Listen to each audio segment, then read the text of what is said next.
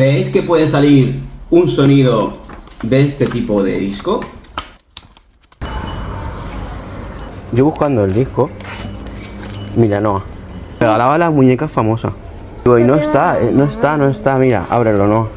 Pero es súper fino, ¿no? Está aquí, ya ves. Eso es un disco. El de Mary Poppins de las muñecas de famosa. Qué ganas de probarlo, ¿no? Sí. Qué chulo. Bueno, no, entonces ¿tú qué crees? ¿Que de esto puede salir algo de sonido? Pero sí que conoces los discos de vinilo. Sí. Y sabes que de ahí sí que sale sonido. Pues tú estás acostumbrado a Spotify. Entonces, ¿qué? ¿Saldrá algo de aquí? ¿No crees? ¿Vosotros creéis que saldrá algún sonido de aquí? Vamos a probarlo con el tocadiscos de Fisher Price. 3, 2, 1... Os decía yo, ¡Wow! esta vez ha pintado sus paisajes en las baldosas. Chinchimere, chinchimere, chinchunchoro. Hago cuanto quiero lo que quiero. Una hoja. Hago yo. Busques